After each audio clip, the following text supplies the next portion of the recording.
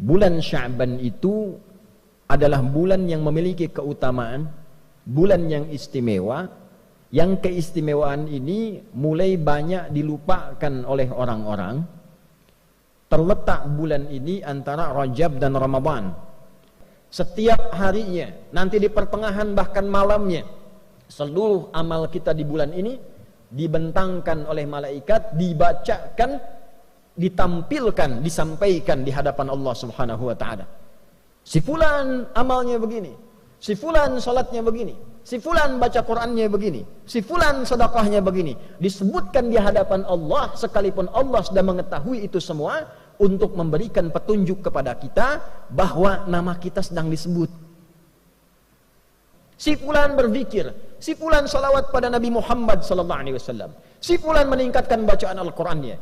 Maka dari itu kita siapkan dengan semangat di bulan Sya'ban ini, siapkan amalannya, siapkan peningkatannya, siapkan semangatnya, karena nama dan amalan kita disebut-sebut di bulan ini. Itulah keutamaan bulan Sya'ban. Semoga kita dilindungi, diberikan hidayah, diberikan taufik oleh Allah Subhanahu wa taala untuk mau meningkatkan amal di bulan Sya'ban ini. Hadirin, terdokumentasikan dalam kitab Sunan An-Nasa'i nomor hadis 2357.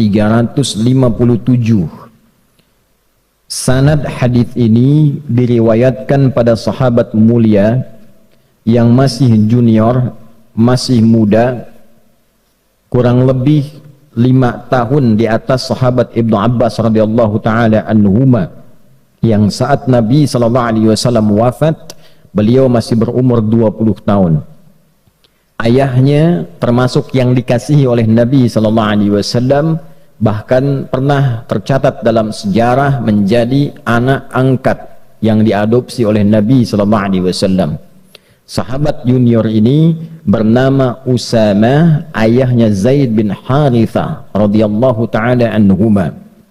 Sahabat Usamah bin Zaid bin Harithah, karena kecintaannya terhadap ilmu, kecintaannya terhadap Nabi sallallahu alaihi wasallam, senantiasa melihat kebiasaan Nabi yang disimpulkan oleh beliau, khusus di bulan Sya'ban, Nabi itu senang menunaikan ibadah tertentu. Maka ditanyakanlah kepada Nabi sallallahu alaihi wasallam, beliau berkata, "Qultu," aku bertanya, "Ya Rasulullah, wahai Rasulullah, lam araka tasumu syahran minasyuhuri ma tasumu min syahri Sya'ban." Ya Rasulullah, saya tidak melihat kebiasaan Anda, baginda, banyak menunaikan puasa sunnah dalam satu bulan dibandingkan bulan-bulan lain, kecuali saya lihat Anda banyak menunaikannya di bulan Sya'ban. Jadi Nabi SAW di luar bulan Ramadan yang diperintahkan kita menunaikan ibadah puasa wajib sebulan penuh, di luar Ramadan Nabi juga menunaikan puasa sunnah. Di antara sekian bulan, 11 bulan selain Ramadan, Nabi diamati oleh sahabat yang kecil, yang junior ini banyak menunaikan puasa sunnahnya di bulan Sya'ban. Maka ditanyakanlah kepada beliau sallallahu alaihi wasallam, mengapa Nabi banyak menunaikan puasa di bulan Sya'ban? Dalam syarahnya, apakah ada keutamaan di bulan Sya'ban ini sehingga dengan itu Nabi sallallahu alaihi wasallam banyak menunaikan puasa di bulan ini? Maka Nabi sallallahu alaihi wasallam kemudian menjawab, qala Rasulullah sallallahu alaihi wasallam, "Dzalika syahrun yaghfulun nasu anhu baina Rajab wa Ramadan." Duhai Usamah bin Zaid bin Harithah, bulan Sya'ban itu adalah bulan yang memiliki keutamaan, bulan yang istimewa, yang keistimewaan ini mulai banyak dilupakan oleh orang-orang. Terletak bulan ini antara Rajab dan Ramadan. Dalam syarah hadis ini diantaranya disebutkan, diantara makna Nabi menyebutkan Rajab dan Ramadan untuk memberikan kesan bahwa banyak orang Islam itu memberikan perhatian yang luas pada bulan Rajab, memperingati Isra dan Mi'raj, menggali lagi keutamaannya, belajar tentang keutamaan perjalanan Nabi SAW dari Isra kemudian Mi'raj, dituntaskan dengan hikmahnya. Kemudian setelah itu menyiapkan Ramadan sehingga lupa dengan keutamaan Sya'ban yang letaknya ada di tengah-tengah Rajab dan Ramadan. Orang-orang pada masa itu sudah mengetahui bulan Sya'ban itu letaknya antara Rajab dan Ramadan. Tapi Nabi menyebutkan posisi ini dan disebutkan Rajab dan Ramadannya ingin memberikan kesan kepada umat Islam, umatnya Nabi Muhammad SAW, saking kita fokusnya peringatan di bulan Rajab, Isra dan Mi'raj, banyak pengajian, banyak sekali ceramah, kemudian menyiapkan Ramadan, lupa bahwa Sya'ban pun punya keistimewaan yang tidak ditemukan di bulan-bulan yang lainnya. Saking istimewanya Nabi banyak menunaikan puasa sunnah di bulan Sya'ban ini. Maka apa keistimewaannya Rasulullah? Wa huwa syahrun turfa'u fihi al-a'malu ila rabbil alamin wa uhibbu an yurfa'a 'amali wa ana sha'imun. Di bulan Sya'ban itu adalah bulan istimewa, waktu saat amalan-amalan kita ditampakkan di hadapan Allah Subhanahu wa ta'ala. Tentu Allah itu sebelum ditampakkan pun sudah mengetahui sifatnya maha. Sebelum dilakukan, sedang dilakukan, setelah dilakukan, Allah maha mengetahui seluruhnya. Tapi disebutkan kalimat-kalimat seperti ini, itu ada maknanya, ada syarahnya. Kalau kita mengaji di ilmu hadis, disebutkan kalimat-kalimat semacam ini untuk menunjukkan bahwa waktu itu begitu istimewa, keadaan itu begitu istimewa. Saking istimewanya amal-amal kita itu disebutkan walaupun sudah diketahui. Misal kita ingin berikan gambaran, menteri-menteri dalam kabinet misalnya bekerja, dia melakukan riset, analisa, penelitian, misalnya di bidang ketahanan pangan, menyiapkan ketahanan pangan terbaik, padinya, untuk ternaknya dan sebagainya. Nah, Presiden sudah melakukan riset terlebih dahulu. Sebelum menterinya bekerja, Presiden menugaskan orang-orang tertentu, coba pelajari di lapangan bagaimana. Jangan sampai nanti menterinya presentasi ternyata tidak sesuai dengan data di lapangan. Maka ketika menterinya presentasi di hadapan Presiden, kemudian disebutkanlah hasilnya sesuai, hasilnya bagus. Yang luar biasa, sebelum menterinya presentasi, disampaikanlah kemudian catatan-catatan menteri itu di hadapan Presiden, misalnya oleh sekretaris kabinetnya, oleh menteri koordinatornya, disebutkan ini catatannya bagus, penelitiannya bagus, hasilnya bagus, datanya benar. Tentu ketika disebutkan prestasi-prestasi yang baik ini, bukankah perasaan menterinya nyaman? Bukankah menterinya akan senang? Bukankah menterinya akan bahagia? Kalau kita sekarang sedang bekerja dengan baik, berprestasi, kemudian nama kita disebut secara nasional, dipresentasikan, disebutkan di hadapan pejabat-pejabat, disebutkan di hadapan masyarakat-masyarakat, si fulan ini bagus, sholatnya bagus, sosialnya bagus, beramalnya bagus, semangatnya bagus, kenegaraannya bagus. Bukankah ketika diviralkan itu kita merasa bangga? Kita merasa senang? Sekarang orang masuk koran sudah senang, orang viral sudah senang, orang disebut-sebut sudah senang. Nah, ini ada waktunya nama dan amal kita disebut-sebut di hadapan Allah. Si fulan amalnya begini, si fulan sholatnya begini, si fulan baca Qurannya begini, si fulan sedekahnya begini. Disebutkan di hadapan Allah, sekalipun Allah sudah mengetahui itu semua, untuk memberikan petunjuk kepada kita bahwa nama kita sedang disebut. Amal kita sedang diagung-agungkan, amal kita sedang dievaluasi. Maka Nabi SAW memberi contoh kepada kita, saya akan sangat merasa senang dan gembira ketika amal saya ditampakkan di hadapan Allah, disebut-sebut, dievaluasi, saya sedang dalam keadaan menunaikan puasa. Hadirin, sekarang kita masuk pada syarahnya dengan singkat tentang hadis ini. Ada 3 pokok yang terkait dengan syarah hadis dimaksudkan. Yang pertama, Tipikal seorang muslim belajar dari ilmu sanad pada hadis ini, tersambung sanadnya pada sahabat Usamah bin Zaid radhiyallahu taala anhuma jami'an. Ini sahabat anak muda, pelajar. Jadi kalau Nabi usia 43 tahun, beliau baru lahir. Nabi diangkat jadi Nabi sallallahu alaihi wasallam, diberikan bekal oleh Allah selama 3 tahun 6 bulan. Bekal, belum berdakwah secara luas, ini anaknya baru lahir. Nabi berdakwah, tinggal di Mekah kurang lebih berdakwah setelah fase 3 tahun 10 tahun, 10 tambah 3 13 tahun. Berarti anak ini usianya baru 10 tahun.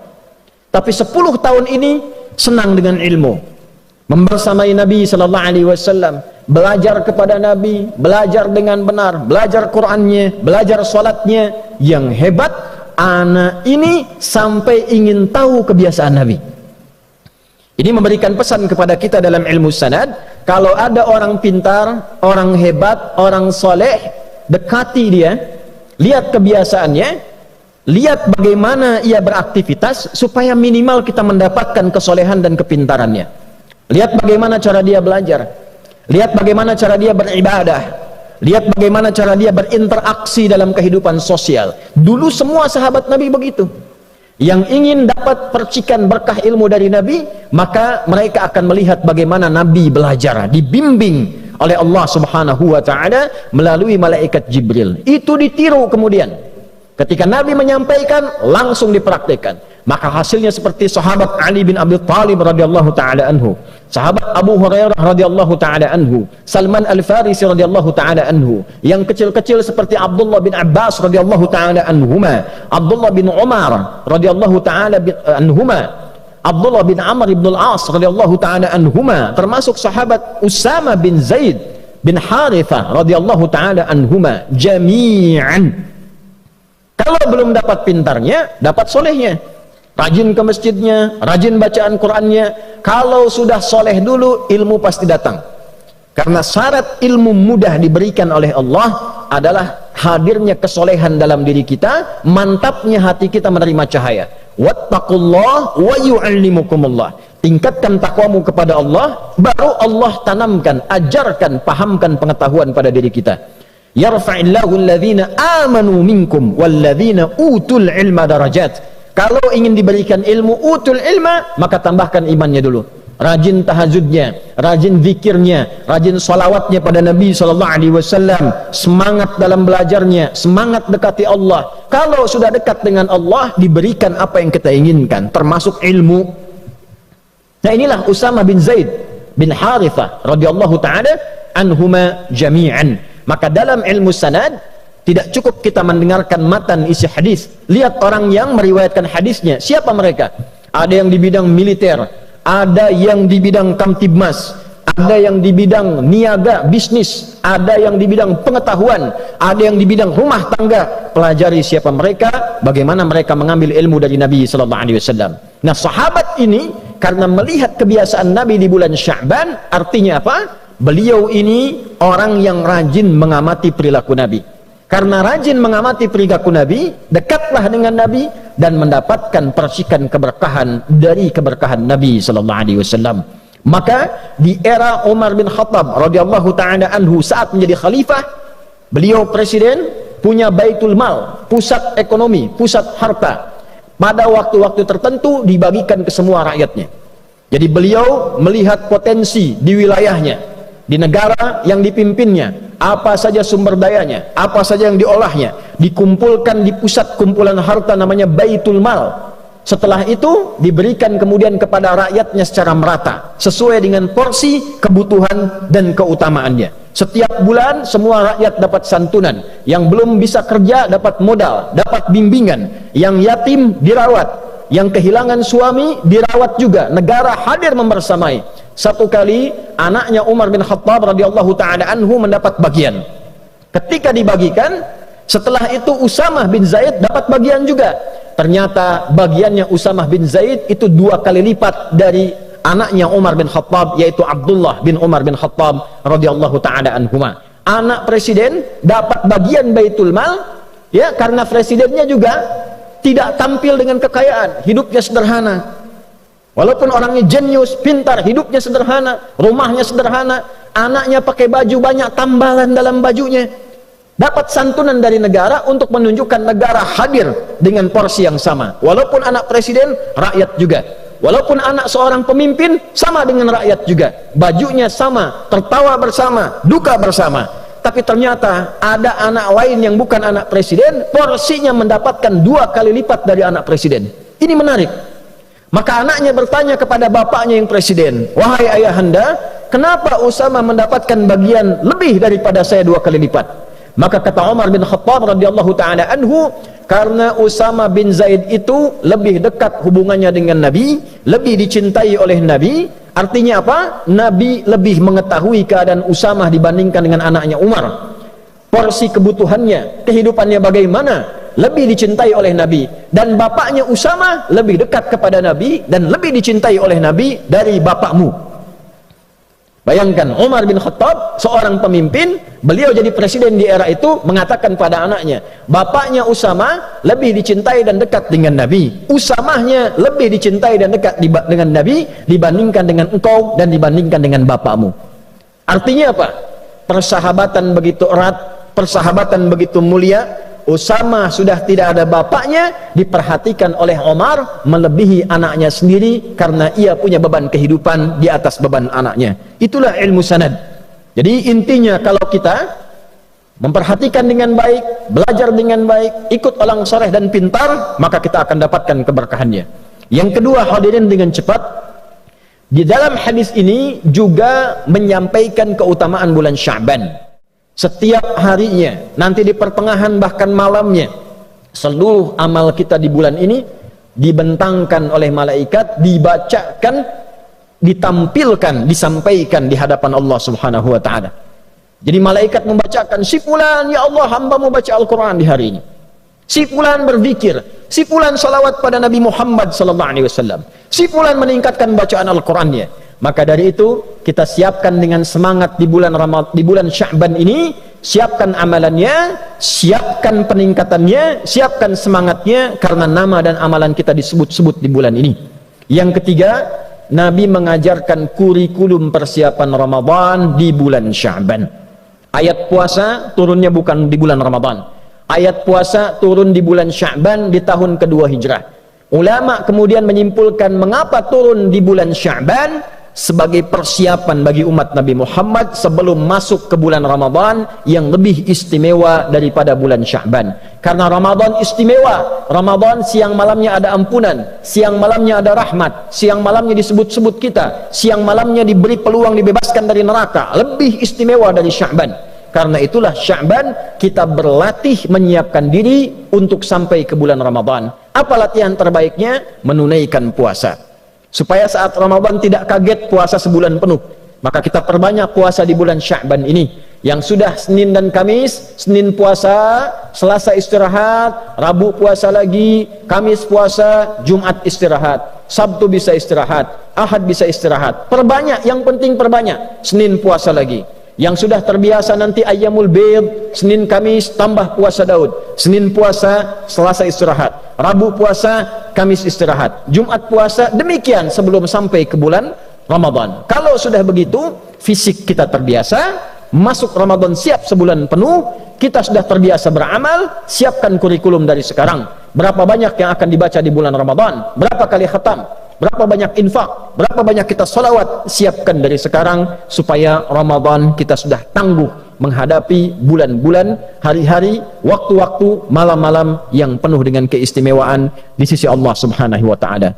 Itulah keutamaan bulan Sya'ban. Semoga kita dilindungi, diberikan hidayah, diberikan taufik oleh Allah Subhanahu wa taala untuk mau meningkatkan amal di bulan Sya'ban ini. Insyaallah pekan depan masuk insyaallah ke nisfu Sya'ban, maka khususnya di malamnya perbanyak ibadah kepada Allah, perbanyak solatnya, perbanyak istighfar, perbanyak baca Al-Quran, dan semoga sesuai hadis Nabi SAW yang sahih, di malam pertengahan Sya'ban, nisfu Sya'ban, Allah menelisik ke dalam sampai ke hati kita.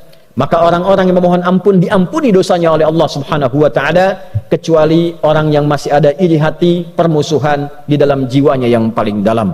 Barakallahu li wa lakum fil Qur'anil azim ونفعني وإياكم بما فيه من الآيات وذكر الحكيم وتقبل مني ومنكم تلاوته إنه هو السميع العليم ادعوا الله يستجب لنا ولكم جميعا.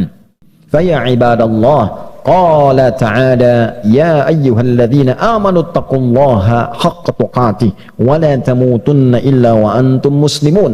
وقال تعالى إن الله وملائكته يصلون على النبي يا أيها الذين آمنوا صلوا عليه وسلموا تسليما. اللهم صل وسلم وبارك على هذا النبي الكريم الرسول الأمين نبينا محمد وعلى آله وصحبه أجمعين.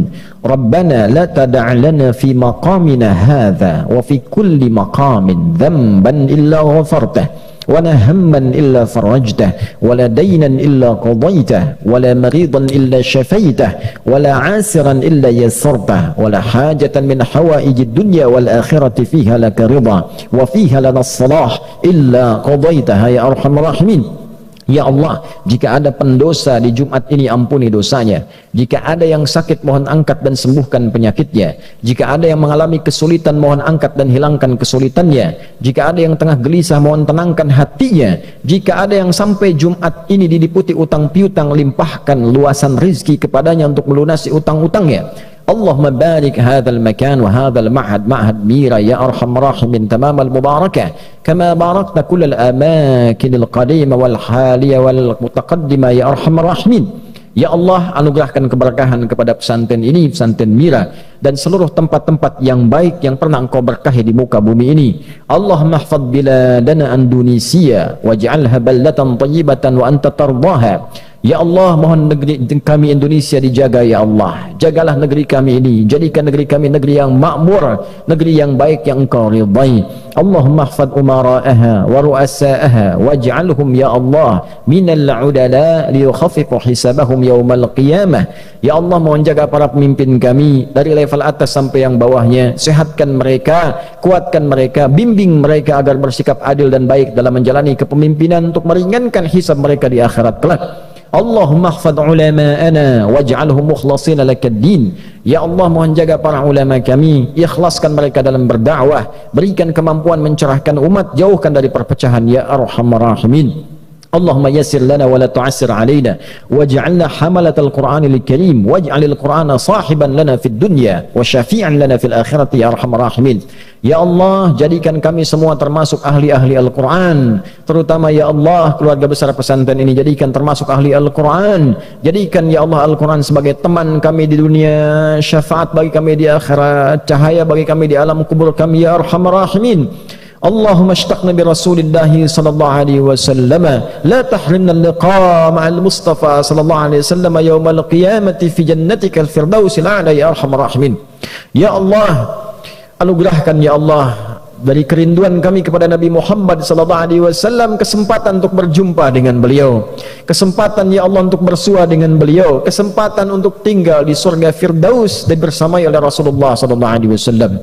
Rabbana atina fid dunya hasanah wa fil akhirati hasanah wa qina adzaban nar bi fadlika subhana rabbika rabbil izzati amma yasifun wa salamun alal mursalin wa akhiru da'wana anil hamdulillahi rabbil alamin. Ibadallah, innallaha ya'muru bil 'adli wal ihsan wa ita'i dzil qurba wa yanha 'anil fahsya'i wal munkari wal baghi ya'idzukum la'allakum tadhakkarun wa la dzikrullahi akbar wallahu ya'lamu ma tasna'un aqimus shalah yarhamukumullah.